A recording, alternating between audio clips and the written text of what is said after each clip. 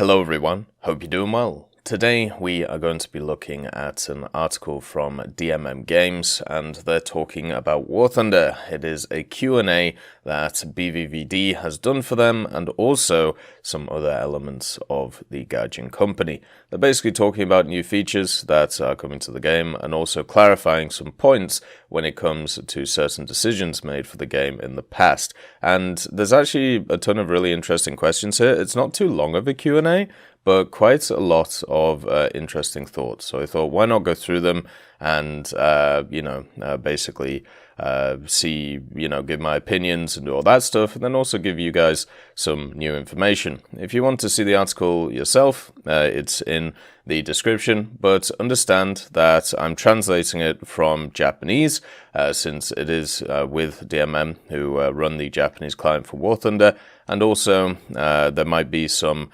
spelling issues, or there might be some word issues, like stuff such as weapons normally translates to vehicles when it comes to this stuff, but hopefully you get the context of the answers and also the questions. So the first question is basically about why is Gaijin called Gaijin, and why do they use a snail as their logo? Now, I'm not going to go through the whole spiel, because we've been through it a few times when it comes to these Q&As, but there is actually some interesting information. So it says, so while maintaining our roots as a European company, we vowed to create great games and sell them around the world, and decided to name ourselves Gaijin. At that time, I didn't have the courage to dream of entering the Japanese market and selling the games under the name of Gaijin Entertainment. But in fact, in 2009, our title action game, X-Blades, was temporarily at the top of the Japanese charts. If you haven't ever played X-Blades or seen it, it's kind of like a hack and slash game. It's pretty interesting. Very, a game of its time is probably the way to put it, but it's also one which really puts Gaijin on the map. And also they say our logo snail is derived from the haiku of Kobayashi Issa, and it says snail, it's about to climb Mount Fuji, so it shows that they value devotion, patience, and also diligence. So there you go. There's a little bit of extra information that normally you don't get when it comes to the little spiel about where Gaijin comes from. So the first question we'll properly have a look at is, when creating a map for air battles, land battles, and naval battles, what do you think about when deciding on a land place to use as a model? And the answer is, you may choose a location related to a historical battle, such as Vietnam or Berlin. Or you may choose a location that is visually significantly different from other maps, such as Viborg Bay. When adding new maps, it's important to also provide a new gameplay experience. I usually don't recreate a particular place as it is or as it should be, as it seems to be uninteresting to play. Design teams are often inspired by real-world locations or a range of locations, but map from scratch with shields and different routes are sufficient. So yeah, the fact is, the greatest example of this is the Sweden map, the city one that we have in Ground Forces. All of the architecture and the landscape is kind of inspired by Sweden in a way, but there is no place in Sweden where it actually is. And I think this is kind of the way to do it. You take themes from certain areas, so therefore you make it feel like a certain area, like American Desert, for example, or even Alaska. But you don't fully just take something from a historical place, because if you start doing that, then what ends up happening is it's quite hard to balance that. Kursk is a great example of this. Kursk as a battlefield, if you actually have read about it, and there's actually a really good book about it by Lloyd Clark. It's called Kursk, the Greatest Battle. I highly recommend it. The actual playing field that they were on in that battle, especially around Prokhorovka, was not what you would class as balanced when it comes to these general ideas. So it's much better to take themes from those and then build a map from it. So you still have that essence of historicalness, but also you have the essence of balance. And this is a gameplay idea that Gaijin have ran with for a very long time, right? So you have the idea of historical stats for vehicles, but also you have the BR system, so you don't have historical matchmaking. Then with the maps, you have, the fact that they're kind of based around historical ideals, but they aren't fully historical places, like just taken from areas of the map. And I think generally that's good. That's how it should be, because it gives you a little bit of wiggle room to create new things and try new things, instead of just be stuck in a historical setting. And then it's asked, at April Fool's Day events, we are always planning unique and interesting events that no one will ever think of. How do you come up with such ideas? And the answer is, planning for these events usually begins a few weeks before April Fool's Day. The members come up with crazy ideas and say, this isn't in the plan, but we have plenty of time and resources, and players will love it. Then, if it seems that one of the best concepts can be realized, and both of them can be realized, we will decide to and start production. Developing an event like this is as fun as playing, so it's always been a good source of motivation for the team.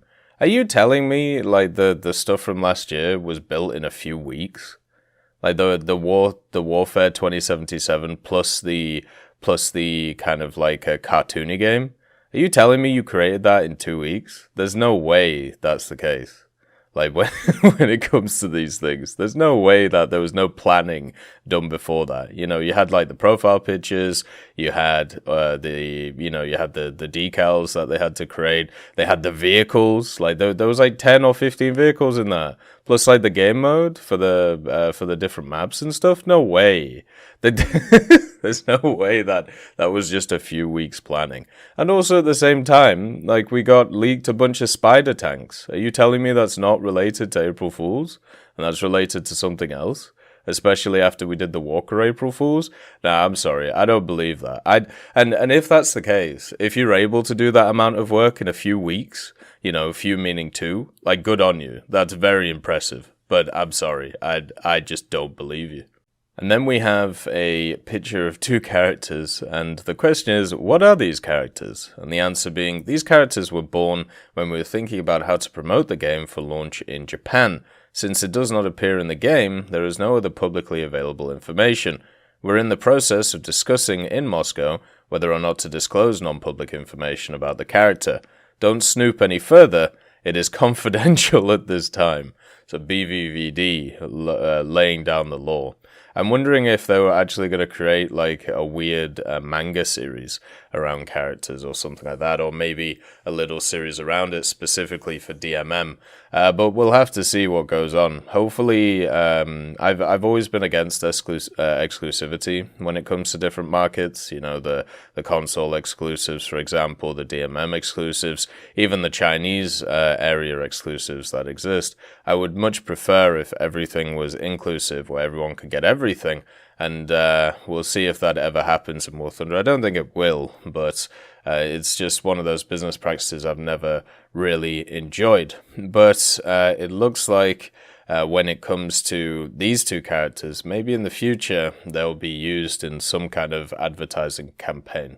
And the next question is, do you have any plans to create a historical campaign for land and naval battles? And the answer, there are no new historical campaigns planned at this time.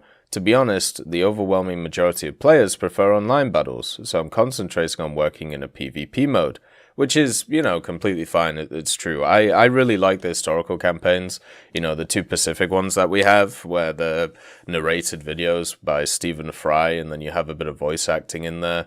I really hope that they do bring them back at some point with some storyboards. I always thought that the War Stories idea that they had many, many years ago could have eventually morphed into something to do with like the historical campaigns. But it is true that the vast majority of people want to play PvP. But also, hopefully, recently with the talk about the helicopter PvE mode, it seems like a lot of people are interested in that one. Hopefully, that means that we'll have some more of that stuff going in the future, when it comes to campaigns or general historical missions and stuff like that. But at least right now, the focus is definitely PvP. Is there a BR adjustment method other than statistical information for units whose usage is low enough to determine that accurate statistics can be obtained? Also, are the total of battle records divided between players with excellent results and players with poor results? So, for a translation for this, basically, what happens to vehicles which don't have sufficient data, so sufficient battles, in order to balance them? How do you deal with that? And then the next part is basically, do you differentiate between different players, or do you just lump them all together? And the answer is information about weapons, which I believe means vehicles, that require a battle rating adjustments is collected from the battle statistics on the server, but it's not blind to battle statistics. It's just a sign that you need to understand that works and what doesn't for a particular vehicle. We investigate which specific enemy vehicles or each enemy weapons, each weapon is particularly effective, invalid, and how the setup that includes it works. Also check the opponents, who will be newly confronted by changing the battle rating, and the conventional opponents, who will be out of the range of the battle rating at the time of matchmaking. Then, after analyzing all of these, we grasp the whole picture and make a decision. So yeah, they basically take a vehicle, let's say it's underperforming, then they look at all of the vehicles that it generally faces and what's around it, and work out how are they doing? Are they doing too well, or are they just really good at matching up against it? Like, what's going on with that? Then, if they decide to change its BR, they look at the new vehicles that it's going to face and how it's going to affect them, and they look at their statistics at the time and try and work from there. Like, it's a pretty basic system here. They didn't answer the question about do they filter, filter records between good players and bad players, and I'm sure they do, because, well, basically every game company I've seen under the sun does that, but at the same time, they're going to use all of the statistics that they have possible. At the end of the day, War Thunder is not a game that tries to favor a certain type of player or a certain skill set when it comes to the game. So they're not going to make decisions which are just solely based on one area of the player base when it's tiny, which is the really good players. You're talking about the 1%, 2% of the game. If that's the case, they'll make changes to stuff such as tournaments instead of the overall PvP-ness. So generally, you're going to stick with all of the stats because it's better than looking at the minority of stats when it comes to the vehicle. I've said this many times. If you take a 60% win rate player and you base the the balance decisions behind their opinions and also what their stats say for their vehicles, you are going to screw a bunch of other players who aren't able to replicate what that 60% player does. And that is something you always have to think about when making these decisions. In the Air RB, the altitude of aerial spawns such as attack aircraft and bombers is constant in all BRs at present, but do you intend to change it depending on the BR and rank? In the case of empty RB, are you thinking of any countermeasures against the fact that the number of attack aircraft and bombers exceeds the number of fighters and you cannot fight on an equal footing with your opponent? Is there any countermeasure to implement empty RBEC? This is actually a really good question. So to sum it up, since it's a bit, janky, is there any thought about changing, the aerial spawns, which we already know that there is? And also, is there any thought towards matchmaking, which actually balances out teams a bit better for types of vehicles instead of other ones? The answer is to solve this problem, we will abolish the aerial spawns of rank 6-7 bombers and attack aircraft in realistic battles. This eliminates the unfair advantage of late jet bombers and attack aircraft over high-ranked battle fighters. There are no plans to introduce permanent conflict in realistic battle. Permanent conflict is a different game mode, with very long sessions, and is not a good alternative to fast-paced realistic battles. And then they actually put in the notes that they grounded all of the vehicles and then also the missiles as well when it comes to what they gave to them. So they're basically not going to introduce a permanent RBEC, which is what they're talking about here. And there's very good reason for that. Back in the day when they did the tests, there just weren't enough people to populate it. By the end, they did I think it was 2 or 3 months or 4 months straight of RBEC every weekend, and every time there was just less and less players playing it. What would end up happening is everybody would play one side and they would just dominate the other side, which always happens when you have a game mode where a ton of people aren't playing it. And people can tell me over and over and over again that, nowadays it will be different because there's more players and yada, yada, yada, and there's more people that like it and all of that wonderful stuff. I don't believe you, because all I can do is have a look at SimEC and see the same issues that constantly happen every day of the week with unbalanced matchmaking. And it's just how it is. It's how it is with these things. You've got the larger maps in high tier RRB. That is something which is slightly better when it comes to what it was before. I just wish the BR ceiling for those matches was a little bit higher. But yeah, it's a bit of a problem. Currently, War Thunder has 9 nations that make up the tree, and the large number of RBs make it difficult to divide into realistic and historical teams: Japan, the Soviet Union, China, etc. Do you have any plans to correct or abolish these non-realistic teams? So basically, have you had any thoughts towards historical matchmaking? The answer is fully realistic and historical in random matchmaking mode, even when only 5 nations have been implemented in War Thunder, yet all of which were the main nations of World War II. It was very rare to be able to see the team formation along. At least the wait time to start the game was very long, which is not surprising given the bias between players and their preferred nations. War Thunder allows players to experience historical battles through custom battles and events, but such rare matches in random battles are a nice surprise and not something that usually happens. There is no such thing. Another important factor is that one of the teams has always had a high win rate. Matchmaking is now tuned to give players the shortest waiting time, the most balanced win rate, and a variety of gameplay experiences. This does not rule out historical match setups, and such matches are rare. So there you go. Basically what they're aiming for with matchmaking, which is something I've said many times before. Shortest queue time is very important when it comes to these things. The most balanced win rate, so people feel like they have more of an impact on the battle, is also incredibly important. And the variety is also important because you don't want to be doing the same thing over and over again because we're not robots. So that to me is a good setup to go for. And to all the people who are asking for these matchups, pray tell, what do you do with a nation like Sweden? What do you do with them? Do they just not get to play? Like what do we do? Do they just sit there? Or are you going to add them in and make it ahistorical? Yeah, that ship sailed a long time ago. Maybe even 8 years ago when it comes to War Thunder.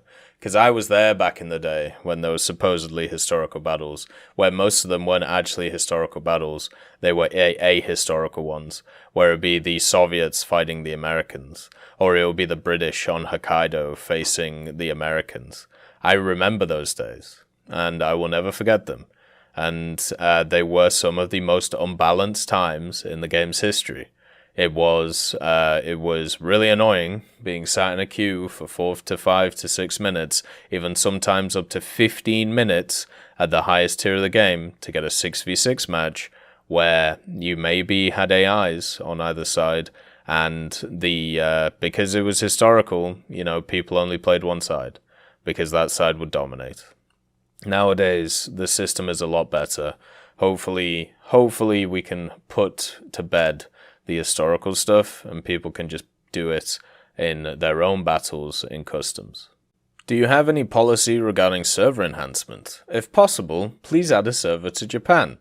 And the answer is some online game performance issues are not due to us or the player's device, but maybe the internet itself between the game and the player.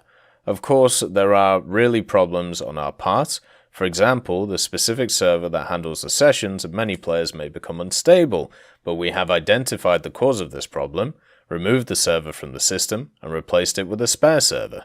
As the number of Japanese players increased around September last year, the technical team purchased an additional server for the Asia-Pacific region and quickly installed it to provide players with a comfortable online gaming experience. So there you go. To all the people who want servers in their region, you either have to promote the game more or breed more. It's up to you. You know, you can every time Australians ask me, well, why can't we get an Australian server? I always just tell them to breed more, because then you'll have more War Thunder players and you'll be able to get yourself some more servers. That's basically how this works. You know, the server area is by demand and by standard size of areas. And the Japanese population, as was talked about, I think it was last year, is either the 4th or 5th largest income area for Gaijin entertainment when it comes to War Thunder. So all you got to do is match that and you'll get some nice treatment. At previously held events such as Operation Shipyard, the rewards distributed in the past were redistributed. Are you considering re-establishing such opportunities in the future? So basically, are you going to bring back old event vehicles, or are you going to bring back the trade option? And the answer was, I was very surprised, but at the time of the event, this redistributable feature was so unpopular with the players that we stopped offering it. Now, that is very surprising to me. I would love to see what people didn't like about it, or did they just not use it, at least the pre-existing players, because they already had the vehicles. At the same time, my general philosophy when it comes to War Thunder is that everybody should have access to everything and be able to play everything, right? So when it comes to old event vehicles, like I have the vast majority of old event vehicles. There aren't many that I don't have. And I would love people to experience them. I would love people to be able to enjoy them without either having to pay exorbitant prices or somehow be able to begin playing the game, you know, when I did a very long time ago.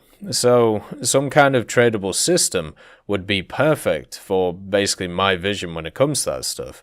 But I would love to see the people who found it very unpopular. The only people I can think of that is people who have stuff to lose, such as good old marketeers and people who would take a hit when it comes to their prices on things, or people who want to hold on to their relic of War Thunder's past and don't want anybody else to have it. And if you have that mindset, then you're like that little kid who has all the toys in the toy pen, and you know, you're just hogging them to yourselves. That's a very selfish mindset and something we teach kids not to do.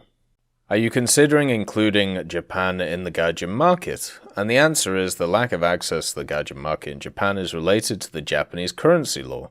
Unfortunately, it's very difficult to implement a specific mechanism for Japan in the global market and maintain compatibility with overseas. DMM Games has already proposed some solutions, and we hope to make the Gaijin market available in Japan as well. In the meantime, if you have any ideas for making it more fair to Japanese players, please send them to DMM Games. So there you go. Japan also doesn't have access to the Gaijin market, so the console players have somebody to join them in arms against the tyrannical businesses and countries now when it comes to not letting them in the market. And yeah, I've said this before, from Gaijin's point of view, they would want everybody to have access to stuff like the Gaijin market, because that means more trades, that means more income for them, that just means that they're able to do more stuff. It's as simple as that. Same with pretty much all of the other modes in the game. It's not a good idea to have consoles or have certain regions not have access to certain things. It's as simple as that. So the fact that they don't have access to the Gaijin market, this is really rough, and I hope at some point they do get access to it. It's probably relating to the whole Gaijin coin thing and how it's seen as a real currency and all of that good stuff with its real world value. But yeah, hopefully at some point that is fixed. The current account level stops at the upper limit of 100 levels. Is it possible to introduce a system that resets the level and attaches clearance 1? Starts from level 1 and raises its clearance 2 to level 1 when it reaches level 100. Also, so you can check the level of matching allies at a glance. Would you like to have a button that just tells your allies nice play and a like item that accumulates it? So basically, any thoughts towards a prestige system? And the answer is, we can't give you the details right away, but we plan to improve the design of the player profile and add a like feature to make the best players stand out. So it looks like they are doing that stuff, which is great. The fact is that they're obviously doing a profile design, because if they weren't, they would actually make the metal slots on the profile fit. Now, generally, when you look at problems like that, like small issues like that, if they're not fixed right away, because that would literally take like 2 or 3 seconds, it's either the company doesn't know about it, and they do know about it, or they're working on some bigger picture where once they implement that, it doesn't matter about that thing because it's going to disappear anyway. So for me, the new design of the player profile will hopefully be something that comes in soon. I'm looking forward to it because it's kind of like one of the last bastions of old War Thunder is the player profile. Pretty much everything else has been updated or upgraded, where the player profile is one of those things that hasn't really changed that much over the years, just slightly different colors, and that's really about it. I'm really hoping they go balls to the wall when it comes to the new profile, adding prestige systems, adding much more customization, adding, a bunch of features like, as we said, like being able to like certain things, hopefully a bunch of search functions when it comes to the service record itself. I'm really, really hoping that they do stuff like that.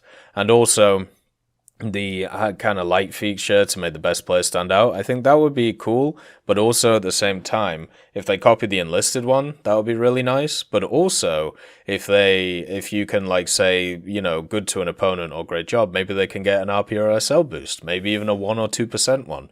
That would be really nice to try and help each other out. And the last question is, the management staff once removed some German tanks from the tree as not meeting the mounting standards, but also for the Keyun Kai series, which is clearly recognized as not meeting the mounting standards from the beginning. Do you have any plans to do this? If yes, will alternative vehicles be available on all 3? And the answer is such changes are only possible if there is a suitable weapon to replace the removed weapon. At this time, there is no replacement for the vehicles in the Japanese tree you pointed out.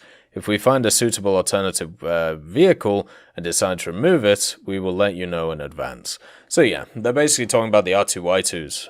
The R2-Y2s are completely fabricated and fake, as they are in the game right now. Then that's pretty much it. There's also the J6K one, which was added even past that point.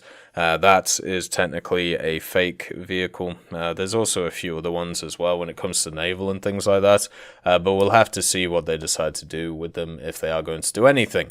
Generally, when it comes to these vehicles in themselves, Gaijin are against vehicles that didn't exist, and I don't blame them, because we've talked about it many times. The fact is, fake vehicles add a lot of issues to the game in general, and they are also the ones which have seemed to be the most unbalanced in the game's history when you have a look at how they've entered and where they've ended up.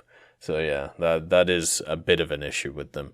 But that is all of the questions on the Q&A. And I've got to say, it's a very good Q&A. It talks about some different factors, even with the language barrier and everything. I'm very impressed with the answers here. And hopefully we get a Q&A on the English side of things pretty soon, since they did ask for questions recently. Hopefully we get one this week. So I'm looking forward to it already. I hope you guys enjoyed the video, and as always, have a wonderful day. I'd just like to thank Professor X 1718, Orange Tail, Sakoshi Tiger, BRFC 15, Teddy, John Ryman, Universe A, Eugens Terry, Ambrosius McClellan, Daniel Stanton, Martinez, B. Young, and then Kyle Kin, Barine, Lafouche, and also Samuel Slick for supporting the channel.